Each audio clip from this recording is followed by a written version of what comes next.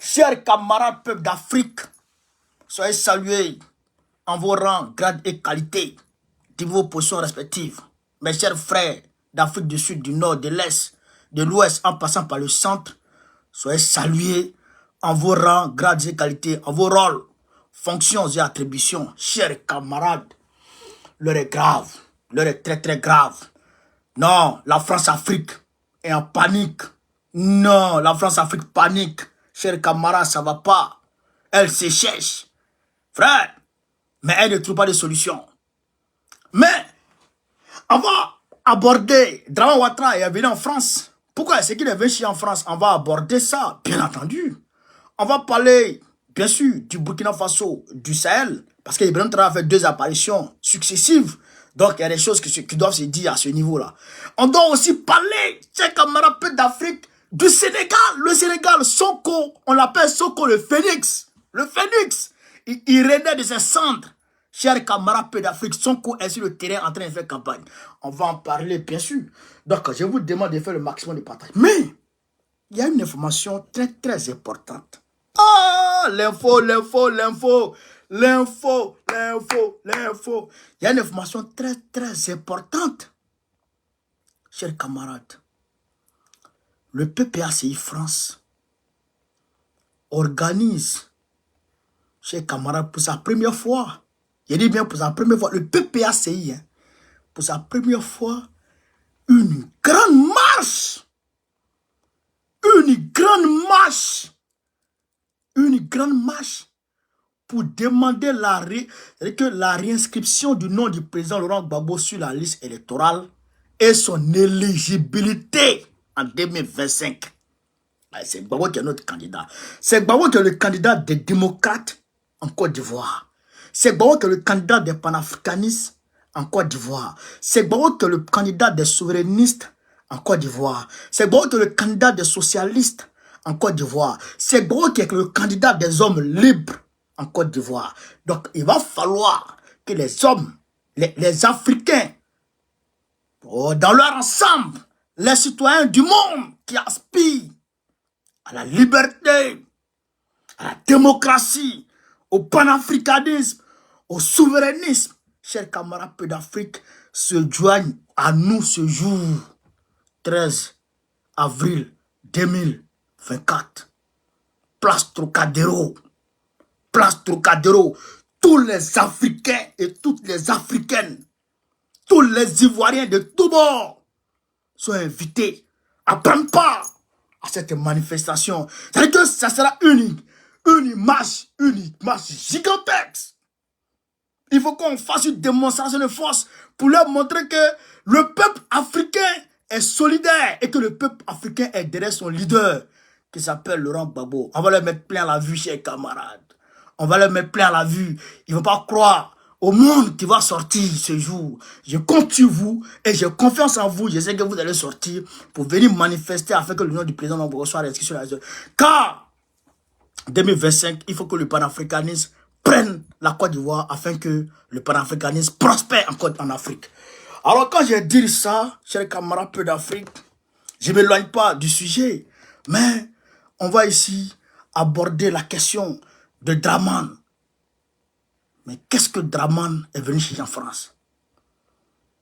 Je vous ai dit, quand une situation intervient en politique, il faut regarder tout de suite le passé proche et le futur. Le passé récent et le futur proche. Je vous ai dit ça, il faut regarder. Qu'est-ce qui se passe? Qu'est-ce qui s'est passé dans le paysage politique? Et puis le gars, il voyage. Qu'est-ce qui arrive? Et puis le gars, il voyage. Ah bon, d'accord. C'est ça qui fait qu'un politicien normal mène des analyses pertinentes. Et c'est pourquoi on connaît toujours quand il vise, il ne rate pas. Gbagbo Laurent a dit samedi dernier qu'il est candidat aux élections présidentielles de 2025. Il dit les candidats. Il a dit ça samedi. Lundi en même temps, Thiam est venu le voir. Oh, il y a certains qui diraient non, Thiam est pas le voir. Non, le PDG et nous on a mis, hein. Voilà. Même si Draman a appelé Thiam pour qu'il vienne le voir. Mais voilà. Mais quand même, on parle. Donc, Thiam veut le voir en même temps. Pourquoi Thiam vient le voir? On réfléchit. Oh, d'aucuns diraient non, il est venu l'informer de, comment on appelle ça, des obsèques du président Henri Konan, de feu le président Henri Konan Bédié. Mais, c'est vrai, c'est vrai, c'est vrai. Mais ils sont allés informer le président Gbagbo. Avant-hier, ils sont allés informer le président Gbagbo pour les obsèques de Bédié. Mais Thiam n'était pas dedans. Le staff qui allait informer Ouattara, selon eux, par rapport aux obsèques de Bédié, le même staff, à peu près, est allé voir Gbagbo pour l'informer aussi officiellement. Mais Thiam n'était pas dans la délégation qui allait informer Gbagbo. Donc, ce qui regardait, que Thiam n'a pas le voir par rapport, ils ont parlé de la candidature de Gbagbo. Et c'est cette même cause qui a fait que Ouattara a pris son avion aujourd'hui et il est venu à Paris. Parce que appelé par Macron pour échafauder des stratégies pour éliminer politiquement le plan de Gbagbo. Chers camarades peu d'Afrique. Partagez la vidéo, partagez la vidéo. Partagez la vidéo, hein. Partagez la vidéo, mettez les gueux, partagez la vidéo, mettez les gueux. Vous êtes nonchalants là. Il n'y a aucun problème. Vous comprenez ça? Vous comprenez ça? Donc Macron a appelé Draman en urgence de venir à Paris pour qu'il vienne trouver les voies et moyens pour mettre Gbagbo hors d'état de nuire, pour annuler politiquement le président Gbagbo. Chers camarades, mais qu'est-ce qu'il peut faire? Qu'est-ce qu'il peut décider? Eh bien, Ouattara, chers camarades d'Afrique, a deux options sur la table. On vous dit en même temps pour qu'on soit tranquille. A deux options sur la table. Il s'annule, il fait voter une loi qui ramène l'âge limite à 75. Donc lui-même, il a annulé. Et il annule le président Gbagbo. Première option. Donc, quand c'est comme ça, oh, le boulevard est ouvert pour Thiam, pour qu'il soit président. Deuxième option, c'est quoi? Contraindre Gbagbo à renoncer à tous les niveaux. C'est-à-dire que maintenir Gbagbo hors la liste électorale. Mais si Ouattara veut maintenir Gbagbo hors de la liste électorale, c'est que dans sa vieille tête là, où il n'y a pas de cheveux là, vous avez déjà vu un vieux de 82 ans qui n'a pas de cheveux blancs. Il n'y a pas blanc dans ses cheveux. Tu as déjà vu les yeux. L'homme comme ça va appeler de lui. André Salamane. André Salamane. Vous comprenez ça? Donc, voici la deuxième option. Maintenez Gbagbo hors de la liste électorale. Mais si maintient Gbagbo hors de la liste électorale, ça veut dire que lui-même, Draman, là, et que il va être candidat. François Zaoudo, ça lui. Si Draman, il maintient Gbagbo hors de la liste électorale, là, c'est que lui-même, Draman, là, il va être candidat en 2025. C'est pas ça? Ah, bah, d'accord. C'est pourquoi il fait lancer une pétition. Parce que Souffle Ourou là, leur demandant de faire une pétition pour atteindre 4 millions de signatures pour exiger la candidature de Ouattara en 2025. Vous comprenez ça? Vous comprenez ça? Donc aujourd'hui, Ouattara est dans un dilemme. Alors que Thiam a été envoyé par l'Occident en Côte d'Ivoire pour aller remplacer Ouattara. Thiam a été envoyé par l'Occident pour remplacer Ouattara. Bon, Ouattara ne veut pas se faire remplacer. Ça va là? Il va se faire remplacer. Donc, il va tenir tête à ses maîtres. Il va tenir tête à ses maîtres. Bon. En plus de cela, il va nous tenir tête à nous. Donc, il va se retrouver entre deux feux. Entre deux feux. Écoutez-moi très bien ce que je suis en train de vous dire. Hein.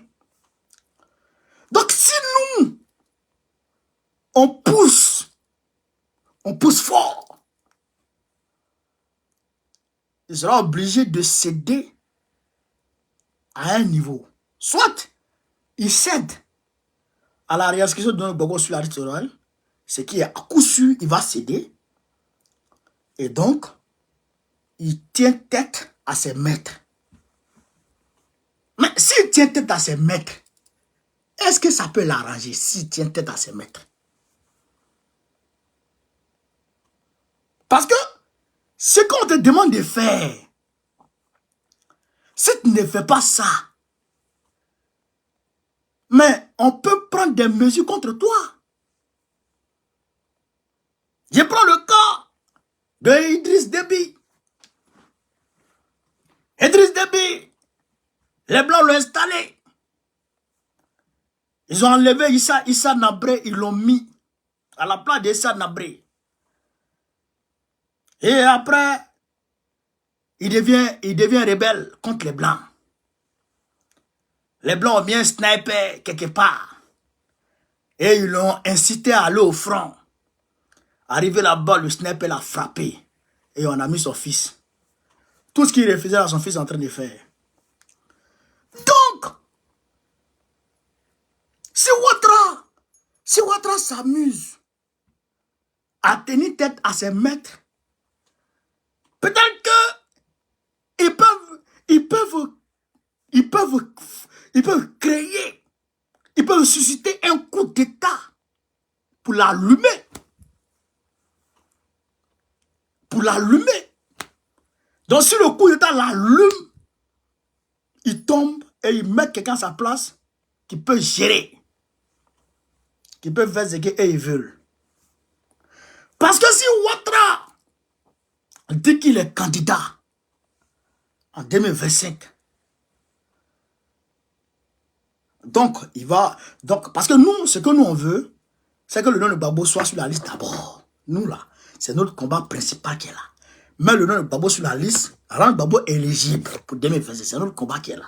Le reste là, ça va venir après. Notre combat là, c'est là qui est là d'abord. Donc, si nous on arrive à le faire céder, inscrire le nom de Gbagbo sur la liste, et que de l'autre côté, les Blancs l'allument pour faire un coup d'état sur lui, pour le jeter quelque part là-bas. Donc maintenant, il y a un Waworo qui a venu s'asseoir pour dire, lui, il fait transition, c'est pas ça. Voilà. Maintenant, le Waworo qui a venu s'asseoir là, son premier boulot, ça sera quoi? Ça sera de faire revenir l'âge limite à 75 ans. Voilà, de faire revenir l'âge limite à 75 ans. Donc le Waworo qui a venu s'asseoir pour dire il va faire revenir l'âge limite à 75 ans, lui, on s'en va l'attraper. On s'en va l'attraper pour le jeter. Est-ce que vous comprenez? Est-ce que vous comprenez, chers camarades? Ce qui veut dire que dans tous les cas, Gbagbo là, il sera président en 2024. En 2025, autant pour moi. Dans tous les cas, Gbagbo là, il sera président en 2025. Parce que si les Blancs, aujourd'hui là, Macron est venu, c'est que le convaincre, Macron est venu le convaincre à modifier la constitution. C'est ça. Macron vient le convaincre à modifier la constitution pour s'annuler et annuler Gbagbo. C'est ça Macron est venu lui faire changer d'avis. Vous comprenez non? C'est ça Macron est venu lui dire. C'est-à-dire qu'il n'a qu'à annuler Gbagbo de la liste. Il n'a qu'à mettre le nom de Gbagbo sur la liste électorale, mais il n'a qu'à changer la constitution pour annuler Gbagbo et puis s'annuler lui-même. Donc, faire venir Thiam. Mais si Thiam, donc faire venir, bon, dans leur imaginaire, faire venir Thiam. Mais là encore, nous, on a nos plans qu'on ne va pas peut-être dévoiler. On a nos plans. On a nos plans. Dans tous les cas de figure, ils sont piégés. Dans tous les cas de figure, Babylone est piégée. Ils ne pourront pas, ils ne pourront rien changer. C'est fini pour eux. En Côte d'Ivoire, là, c'est fini. Babo, là, il va prendre le point en 2025. Dans tous les cas de figure, j'ai camarade peu d'Afrique. Voilà la réalité. Voilà la réalité. Donc, si Macron veut qu'il lui fasse accepter ce qu'il veut, et d'ailleurs, même, Ouattara même là, lui là, il entend quelque chose. Lui, il entend quelque chose. Donc, nous, on les regarde. Mais, quand il y a quelque chose, il faut que Baokoné vous explique ce qui se passe. En réalité, pour que vous puissiez comprendre de quoi il s'agit. C'est ça, non? Voilà. C'est pourquoi je vous explique ce qui se passe. Voilà. Donc, chers camarades, quand j'ai dit ça, Ousmane Sonko est en train de battre campagne pour Bassirou Diomaye Faye. Ousmane Sonko est en train de battre campagne pour Bassirou Diomaye Faye. Chers camarades d'Afrique, regardez. Sonko, il est sorti depuis. Vous voyez Sonko, en blanc.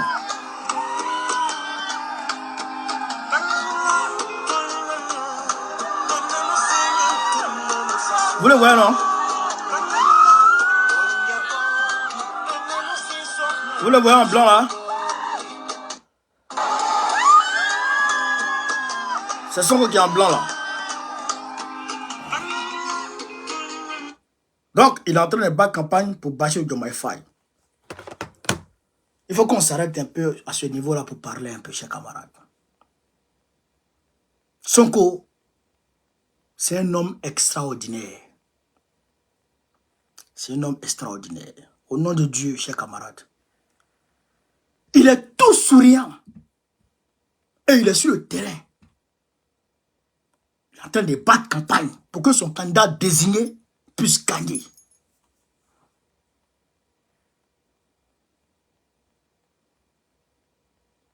Frère, non, ce monsieur, il a salué. Il a salué. Il a salué encore. Le gardien Ibrahim Traoré a fait un certain nombre d'annonces.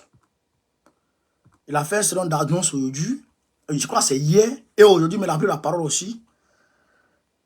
Il va travailler, comment on appelle ça, au niveau énergétique, à l'indépendance, à la souveraineté énergétique du Burkina Faso. Donc, il va solliciter l'aide du Niger et aussi, il va travailler à ce que les producteurs de coton, de blé et tout ça puissent travailler en toute quiétude, faciliter en tout cas leur boulot. Donc, il a parlé de ça. J'ai fait une vidéo spéciale sur ça et j'ai mis sur ma page. Bao connaît l'Africain. Donc, partagez là-bas. Voilà, partagez là-bas. Le général Dogbo Blé Bruno, Dogbo Blé, il est parti dans son village.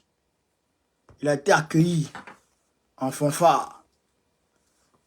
À Daloa, il a été accueilli en fanfare. Non, le gars là, il est populaire. Dogbo Blé, il est populaire dans son village. Ouattara n'a pas de village. C'est ça qui lui fait mal. Quand on dit que tu n'as pas de village, il se fâche. Tu n'as pas de village en Côte d'Ivoire, frère. C'est ça qui lui fait mal. C'est ça qui lui fait mal. Donc, chers camarades d'Afrique, voilà entre autres ce que je voulais vous dire ce soir. Mais TikTok, vous restez. On va ouvrir un panel très rapidement pour discuter de la question dramanistanaise. Donc, chers camarades d'Afrique, n'oubliez pas le 13. N'oubliez pas le 13 janvier, le 13 avril.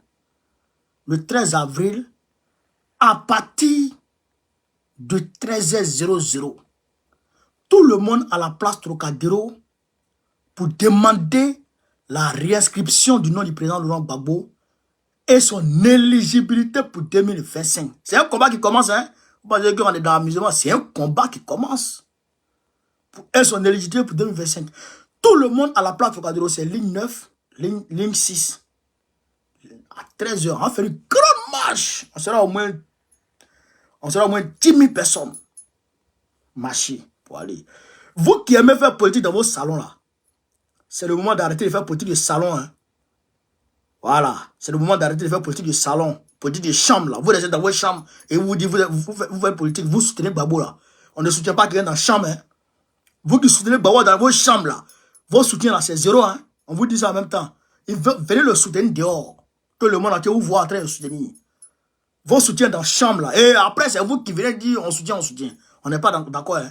Venez soutenir sur le terrain. Donc, on vous attend le 13.